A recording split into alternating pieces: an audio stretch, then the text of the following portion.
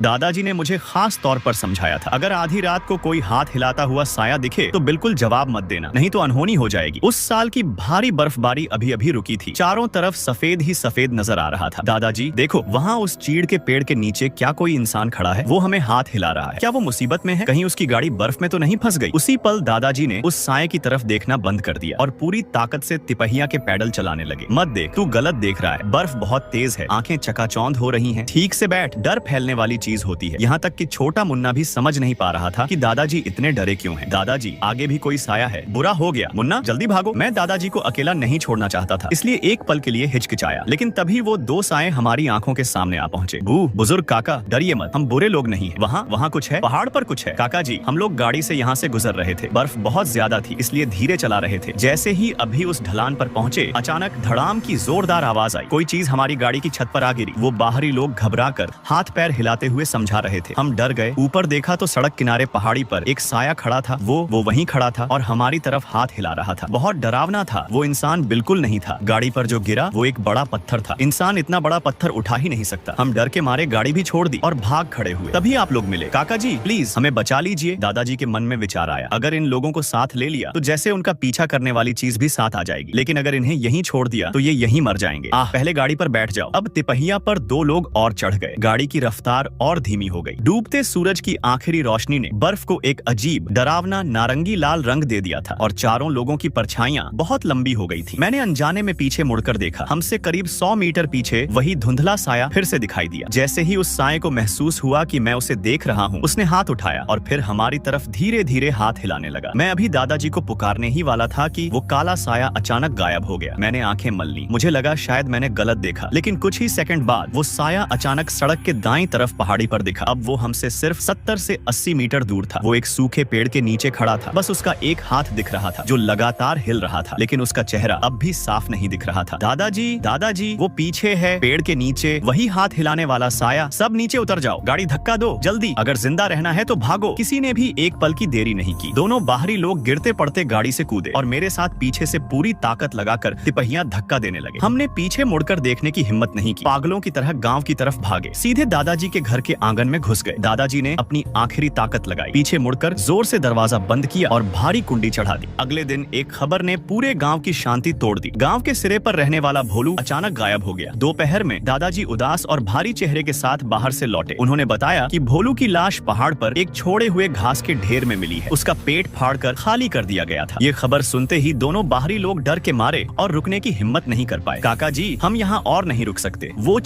चीज अब गांव में आ चुकी है। प्लीज हमें यहाँ से भेज दीजिए। ये सारे पैसे आप रख लीजिए। दादाजी ने धीरे से कहा, मेरे पास सिर्फ एक तिपहिया है। मैं तुम दोनों को नहीं ले जा सकता और मैं मुन्ना को यहाँ अकेला भी नहीं छोड़ सकता। ऐसा करते हैं, मैं तुम्हें रमेश के पास ले चलता हूँ। वो गाँव में इकलौता आदमी है जिसके पास गाड़ी है। दादाजी दोनों बाहरी लोगों को लेकर रमेश काका के घर पहुँचे। रमेश, ये लोग पहाड़ में किसी चीज से डर गए हैं, नीचे जाना चाहते हैं। देखो, क्या तुम इन्हें छोड़ सकते हो? रमेश ने थोड़ा झिझकते हुए कहा। काका, मना तो नहीं कर रहा, लेकिन इतनी बर्फ में पहाड़ी रास्ता बहुत खतरनाक है। कहीं गाड़ी फिसलकर खाई में गिर गई तो? और ऊपर से मेरी गाड़ी तेल पर चलती है, आने जाने में खर्च भी होगा। बाहरी लोगों ने तुरंत पैसे निकालते हुए कहा, भाई साहब, हम समझते हैं, ये कुछ पैसे रख लीजिए, मेहनताना समझकर। बस हमें पहाड़ के नीचे सड़क तक छोड़ दीजिए, वहाँ से हमें गाड़ी मिल जाएगी। रमेश ने हाथ में पैसे तौले और उसके चेहरे की सारी हिचकिचाहट गायब हो गई। वो तुरंत मुस्कुराते हुए बोला, अरे ये क्या बात हुई? मुसीबत में एक दूसरे की मदद करना तो फर्ज होता है। चलो बैठो गाड़ी में, तुम्हें सुरक्षित नीचे छोड़ दूंगा। शाम ढलने लगी थी। तभी सुरेश हड़बड़ाते हुए दादाजी के घर पहुंचा। दरवाजा पीटते हुए रोते चिल्लाते बोला, दरवाजा खोलो, मेरे घर का रमेश अभी तक वापस नहीं आया। इतनी देर हो गई, कहीं उसके साथ कुछ हो तो नहीं गया? अभी तो दिन ही था। दादाजी ने देर नहीं की। अंधेरा पूरी तरह होने से पहले ही गांव के कुछ बहादुर जवानों को साथ लिया और फावड़े कुल्हाड़ियां लेकर रमेश को ढूंढने निकल पड़े। जब पूरी तरह अंधेरा हो गया तब दादाजी और गांव वाले वापस लौटे। उन सबके चेहरे पीले पड़े हुए थे। सुरेश ने जैसे ही उनके चेहरे देखे, उसके पैर कांप गए और वो गिरने ही वाला था। किसी ने उसे संभालते हुए कहा, भाभी हिम्मत रखो। दादाजी थके हुए दरवाजे से टिक गए, आंखें बंद कर ली। उनकी आवाज भारी और टूटी हुई थी। सब मर गए। आंगन के बाहर मौत जैसी खामोशी छा गई। सिर्फ सुरेश की सिसकियां सुनाई दे रही थी। रमेश की गाड़ी सड़क के मोड़ पर खाई में गिरी हुई मिली। वो दोनों बाहरी लोग सब मर चुके थे। सड़क से मुश्किल से 200 मीटर पहले बहुत भयानक था। रमेश और वो दोनों, उनके दोनों पैर नहीं थे, जैसे किसी चीज ने उन्हें जिंदा ही चबा लिया हो। यह सुनकर सुरेश एक भयानक चीख मारकर बेहोश हो गया। सुरेश को संभालने के बाद गांव के लोग डर के मारे अपने अपने घर लौट गए। अगले दिन सुरेश की पत्नी पागलों की तरह दौड़ती हुई दादाजी के घर आई और आंगन के बंद दरवाजे को दोनों हाथों से जोर जोर से पीटने लगी। उसकी चीखें और गालियां दिल दहला देने वाली थी। अरे ओ मोहन, बाहर निकल, अगर तू उन 2 मनहूसों को मेरे घर नहीं लाता तो मेरे रमेश की जान नहीं जाती। मेरा पति वापस ला, मैंने बीच में कहा। वो दोनों बाहरी लोग ही पैसे दे रहे थे। तभी रमेश काका गए थे। मैं अपनी बात पूरी भी नहीं कर पाया था कि सुरेश की पत्नी जैसे बारूद बनकर फट पड़ी। वो जमीन से उछलकर खड़ी हो गई। उसकी लाल आंखें गुस्से से मुझे घूर रही थीं। चुप कर बदमाश, पैसे पैसे, कुछ पैसों के लिए तेरे दादाजी ने मेरे रमेश को मरने भेज दिया। तुम लोगों का दिल इतना काला कैसे हो सकता है? क्या मेरे रमेश की जान की कीमत बस इतने से पैसे थी? चारों तरफ से गांव वाले इकट्ठा होकर आ गए और आपस में बातें करने लगे। कुछ लोग आगे बढ़ना चाहते थे, लेकिन सुरेश की पत्नी की पागलपन भरी हालत देखकर पीछे हट गए। भाभी, आप शांत हो जाओ। ये सब सिर्फ मोहन की गलती नहीं है। अगर उसकी गलती नहीं है तो किसकी है? उसी ने उस मनहूस चीज को हमारे घर तक लाया। अब मेरा रमेश मर गया, अगला नंबर किसका होगा कौन जानता है? तभी किसी ने जोर से डांटा, बस करो ये तमाशा, पहले इन्हें घर ले जाओ। मरा हुआ इंसान वापस नहीं आता। यहाँ चिल्लाने से क्या रमेश जिंदा हो जाएगा? ये क्या हालत बना रखी है? इसके बाद सब कुछ अचानक शांत हो गया। मैं और दादाजी अंधेरे में एक दूसरे के सामने चुप बैठे रहे जब तक कि सुबह की हल्की रोशनी नहीं आ गई। तभी जाकर यकीन हुआ कि खतरा टल गया है। उस रात हम में से कोई भी सो नहीं पाया। दादाजी ने अपनी बंदूक उठाई और पड़ोस में देखने जाने लगे, लेकिन दरवाजे से निकलने से पहले ही एक जोरदार चीख सुनाई दी। दादाजी तुरंत पड़ोस की तरफ भागे और वहाँ लोगों की घबराई हुई आवाजें गूंजने लगी। शाम को गांव के मुखिया ने दादाजी को बैठक के लिए बुलाया। मुझे अकेला छोड़ने में डर लग रहा था, इसलिए दादाजी मुझे भी अपने साथ ले गए। मुखिया के घर का बड़ा कमरा गांव के लोगों से भरा हुआ था। बच्चे, बूढ़े, जवान, हर किसी के चेहरे पर डर और गंभीरता साफ दिख रही थी। किसी ने कहा, रमेश की बीवी भी मर गई और उसकी मौत भी बिल्कुल रमेश जैसी ही हुई। बहुत भयानक, उसका सिर तक नहीं था। ये जरूर पहाड़ के किसी जानवर का काम है, या तो बाघ होगा या भालू। दूसरे ने तुरंत कहा, नामुमकिन, भालू तो इस समय सर्दियों में सोते हैं और कोई बाघ दरवाजा खटखटाकर हमला करता है क्या? एक और आदमी बोला, मैं सुबह देखने गया था, रमेश के घर के बाहर बर्फ में पैरों के निशान थे, इतने बड़े कि बच्चे के चेहरे से भी बड़े। हालांकि खून से ढके होने की वजह से साफ नहीं दिख रहे थे, लेकिन इतना समझ आ रहा था कि वो जानवर कम से कम 200 किलो का होगा। सबसे अजीब बात ये है कि वो जैसे किसी गंध का पीछा करते हुए घर तक आया था। रमेश उस चीज के संपर्क में आया था और उसकी बीवी उसी के साथ रहती थी, इसलिए वो भी उसकी चपेट में आ गई। मुखिया ने दादाजी की तरफ देखते हुए भारी आवाज में कहा, मोहन काका, वो दोनों बाहरी लोग एक रात आपके घर में भी रुके थे, इसलिए आप और मुन्ना बहुत सावधान रहना। वो चीज दरवाजा खटखटाती है। सब लोग अपने अपने घरों के दरवाजे और खिड़कियां मजबूत कर लो। सबसे मजबूत लकड़ी का इस्तेमाल करो। दादाजी ने साधारण लकड़ी का इस्तेमाल नहीं किया। उन्होंने लकड़ी के गोदाम से 2 भारी और मजबूत तख्ते बाहर निकाले। मैं पहचान गया, वो तख्ते दरअसल उनकी अपनी तैयार की हुई ताबूत के पट्टे थे। ये सब करने के बाद वो हांफते हुए बोले और मुझे अपने साथ बुलाया। हम दोनों ने मिलकर आंगन में रखे पानी के बड़े बड़े मटके उठाकर दीवारों के चारों तरफ रख दी। अगर कोई चीज दीवार फांदने की कोशिश करेगी तो मटकों से टकराकर आवाज करेगी और हमें तुरंत पता चल जाएगा। जब तक हम ये सब खत्म कर पाए, पूरी तरह अंधेरा हो चुका था। दादाजी कुर्सी पर बैठ गए, अपनी पुरानी बंदूक को सीने से लगाए और थोड़ी ही देर में उनींदे होकर हल्की खर्राटे लेने लगे। लेकिन मुझे बिल्कुल नींद नहीं आ रही थी। मैं बिस्तर पर बैठा बाहर की हर आवाज ध्यान से सुन रहा था। धीरे धीरे मुझे भी नींद आने लगी। तभी दरवाजे पर दस्तक हुई। मैं एकदम से चौंक कर उठ बैठा। मेरी आंखें पूरी तरह खुल गईं। दादाजी भी तुरंत उठकर बैठ गए। उन्होंने उंगली होठों पर रखकर इशारा किया, चुप रहो। अचानक दस्तक बंद हो गई और उस डरावनी खामोशी में बाहर से एक जानी पहचानी आवाज आई, मोहन, दरवाजा खोलो। दादाजी का तना हुआ शरीर थोड़ा ढीला पड़ गया। उन्होंने आवाज पहचान ली। वो भोलू के पिता की आवाज थी। लेकिन वो यहाँ इस वक्त क्यों आया था? दादाजी बड़बड़ाते हुए उठे और बिस्तर से नीचे उतरकर दरवाजा खोलने के लिए चल पड़े। वो आंगन में पहुंचे और जैसे ही उनका हाथ कुंडी छूने वाला था, पीछे से एक ठंडी छोटी सी हथेली ने उनका हाथ कसकर पकड़ लिया। वो मैं था। मैं भाग कर आया था। मेरा चेहरा कागज की तरह सफेद था और आंखों में डर भरा हुआ था। दादाजी, भोलू के पिताजी, वो तो 2 साल पहले ही मर चुके हैं ना? अगर वो नहीं है तो बाहर कौन है? डर ने मेरा गला जकड़ लिया था। मैं रो भी नहीं पा रहा था, बस दादाजी के कपड़े कसकर पकड़े हुए था। उसी वक्त जब दरवाजा जैसे टूटने वाला था, गांव के पूरब से एक जोरदार मुर्गे की बांग सुनाई दी। अचानक दरवाजा खरोंचने की आवाज एकदम से बंद हो गई। बाहर फिर से मौत जैसी खामोशी छा गई, जैसे अभी अभी जो कुछ हुआ वो सिर्फ एक भ्रम था। पूरा दिन निकल आने के बाद ही दादाजी ने कांपते हुए दरवाजा खोला। दरवाजे पर लगी ताबूत की लकड़ी पर गहरे गहरे खरोंचों के निशान भरे पड़े थे, कुछ इतने गहरे कि लकड़ी लगभग चीर गई थी। एक के बाद एक हो रही घटनाओं से गांव वाले ऐसे घबरा गए थे जैसे उबलती हुई छींटियां। सब के सब मुखिया के घर जमा हो गए। मुखिया जी, अब और इंतजार नहीं कर सकते, ऐसे ही रहा तो हम सब मर जाएंगे। ये कैसी जिंदगी हो गई है? रात को दरवाजे से बाहर निकलने की हिम्मत नहीं, सोने तक की हिम्मत नहीं। चुप हो जाओ, शांत हो जाओ, मुखिया चिल्लाया। लेकिन इस बार कोई उसकी बात सुनने को तैयार नहीं था। डर ने सब पर काबू पा लिया था। ये सब उसी चीज का काम है। उसने रमेश और उसकी बीवी दोनों को मार डाला। अब हमारी बारी है, कुछ करना पड़ेगा, उसे खत्म करना ही होगा। तभी एक बूढ़ा आदमी जो कोने में चुपचाप बैठा बीड़ी पी रहा था, अचानक खड़ा हो गया। वो था कालू बाबा। उसने किसी और की तरफ नहीं देखा। उसकी धुंधली लेकिन तेज आंखें सीधे दादाजी पर टिक गईं। मोहन, कुछ कर्ज ऐसे होते हैं जिनसे भागा नहीं जा सकता। उसकी आवाज भारी और खुरदरी थी। पूरा कमरा एकदम शांत हो गया। सबकी नजरें दादाजी पर टिक गईं। वो चीज किसी और के लिए नहीं आई है। वो थोड़ा रुका और मेरी तरफ देखे बिना बोला, बस छोड़ो, बाहर वालों की बातों में मत आओ। दादाजी की आवाज बेहद थकी हुई थी, उसमें बेबसी साफ झलक रही थी। रात को दादाजी ने मुझसे कहा, मैं जो भी कर रहा हूँ तेरी रक्षा के लिए कर रहा हूँ, अब सो जा। लेकिन उनकी नजरें मुझसे बच रही थीं। वो मेरी आंखों में देखने से बच रहे थे। उनकी ये बात मुझे सुकून देने के बजाय और ज्यादा डराने लगी। मैं बिस्तर पर लेटा रहा, लेकिन मुझे बिल्कुल नींद नहीं आई। काफी देर बाद मुझे आंगन से दबे दबे बात करने की आवाज सुनाई दी। मैं चुपके से बिस्तर से उतरा और खिड़की की दरार से बाहर झांक कर देखा। चांदनी में दादाजी और कालू बाबा आमने सामने खड़े थे। कालू बाबा धीमी आवाज में बोला, वो खून का रिश्ता ढूंढ रहा है। तू कुछ समय तक छुपा सकता है, हमेशा के लिए नहीं, जो सालों पहले हुआ था। क्या तू सोचता है कि वो बात हमेशा छुपी रहेगी? दादाजी अचानक गुस्से में फट पड़े, जैसे कोई शेर दहाड़ रहा हो। बस अब और मत बोल, मेरा पोता, मैं खुद उसकी रक्षा करूंगा, कोई उसे छू भी नहीं सकता। दादाजी की आवाज ऊंची नहीं थी, लेकिन उसमें अटूट दृढ़ता थी। दादाजी मन ही मन सोच रहे थे, क्या मेरे पोते का इस सबसे कोई संबंध है? क्या वो चीज असल में मुझे ढूंढ रही है? अब ये मासूम बनने का नाटक क्या है? इसके बाद पूरा गांव और भी पागलपन के साथ अपने अपने घरों को मजबूत करने लगा। हर कोई अपने घर को किले जैसा बनाना चाहता था, लेकिन दादाजी ने दरवाजे और खिड़कियां मजबूत करना बंद कर दिया। आधी रात के वक्त मैंने देखा दादाजी एक तेल का दिया लेकर चुपचाप घर से बाहर निकल रहे हैं। इतनी रात को दादाजी कहाँ जा रहे हैं? मैं भी उठ गया और दूर दूर से उनका पीछा करने लगा। मैंने देखा दादाजी उस पुराने, बहुत पहले से छोड़े हुए पैतृक घर की तरफ जा रहे थे। दादाजी वहाँ क्या करने जा रहे हैं? वो घर तो कब से खाली पड़ा है। उस पुराने घर में धूल जमी हुई थी, हर तरफ जाले थे और एक तेज सीलन भरी बदबू फैली हुई थी। मैं ज्यादा पास जाने की हिम्मत नहीं कर पाया, बस छिपकर दूर से देखने लगा। दादाजी ने मेज के नीचे से एक नक्काशीदार लकड़ी का बक्सा निकाला। मैंने वो बक्सा पहले कभी नहीं देखा था। जब उन्होंने उसे खोला तो उसमें सोना चांदी जैसा कुछ नहीं था, बस कुछ पुरानी पीली पड़ चुकी किताबें, एक बहुत ही सलीके से तह किया हुआ लाल रंग का बच्चे का कपड़ा और एक काले रंग की छोटी लकड़ी की तख्ती थी, जिस पर अजीब अजीब समझ में न आने वाले चिन्ह बने हुए थे, जो दादाजी हमेशा पहाड़ की तरह मजबूत लगते थे। इस वक्त वो उसी बच्चे के कपड़े को सीने से लगाकर एक छोटे बच्चे की तरह रो रहे थे। मेरा दिमाग सुन्न हो गया। मैं और साफ देखने के लिए अनजाने में एक कदम आगे बढ़ गया। तभी मेरे पैर के नीचे पुरानी लकड़ी चरमराई और एक तेज आवाज हुई। दादाजी की रोने की आवाज तुरंत रुक गई। वो ऐसे पलटे जैसे कोई जंगली जानवर अचानक चौकन्ना हो जाए। पीली रोशनी में हमारी आंखें मिली, लेकिन उनके चेहरे पर न तो गुस्सा था, न डांट, बस एक गहरा, कभी न खत्म होने वाला दुख था। उन्होंने मेरी तरफ देखा, उनके होंठ हिले, लेकिन वो एक शब्द भी नहीं बोल पाए। फिर धीरे धीरे उन्होंने अपनी बाहें फैलाई। मैं खुद को रोक नहीं पाया, रोते हुए उनके गले लग गया। दादाजी ने मुझे कसकर पकड़ लिया। उनकी खुरदुरी ठुड्डी मेरे सिर से लग रही थी और वो बार बार भर्राई हुई आवाज में कहते जा रहे थे, मुन्ना मेरे प्यारे पोते, चाहे तू कुछ भी सुने, कुछ भी देखे, तू हमेशा याद रखना, तू मेरा पोता है। मैं अपनी जान देकर भी तुझे बचाऊंगा, कोई तुझे मुझसे छीन नहीं सकता, कोई भी नहीं। मैंने रोते हुए पूछा, आखिर कौन है जो मुझे लेने आ रहा है? उसी वक्त जब सब लोग ये सोच रहे थे कि अगर घर में छिपे रहेंगे तो वो चीज नहीं आएगी, अचानक एक पहले से भी ज्यादा भयानक चीख ने पूरे गांव की खामोशी को चीर दिया। कोई मर गया। दादाजी ने मुझे तुरंत खींच कर उठाया और मुझे अपने पीछे छुपाते हुए लोगों के साथ गांव के पश्चिम वाले हिस्से की तरफ भागे। वहाँ गीता बुआ के घर पर भीड़ लगी थी। गीता बुआ मर चुकी थी। वो अपने ही आंगन की दीवार के नीचे गिरी हुई थी। उनकी पीठ पर एक काला हाथ का निशान था, बिल्कुल वैसा ही जैसा मरे हुए सुअर पर मिला था, और उनके सामने की दीवार पर उनके ही खून से एक डरावना टेढ़ा मेढ़ा निशान बना हुआ था। वो एक हाथ का निशान था, ऊपर की तरफ, बाहर की तरफ इशारा करता हुआ, ठीक वैसा ही जैसा हमने बर्फ में उस साए को करते देखा था। इस बार डर ने गांव वालों को भागने पर मजबूर नहीं किया, बल्कि वो डर धीरे धीरे गुस्से में बदल गया और फिर एक भयानक आग की तरह भड़क उठा। सबकी नजरें जहर भरी तलवारों की तरह सीधे दादाजी पर टिक गईं। गुस्से से भरे गांव वालों ने हमारे घर को चारों तरफ से घेर लिया। उनके हाथों में कुदाल, दरांती, कुल्हाड़ी थी और उनके चेहरों पर पागलपन साफ दिख रहा था।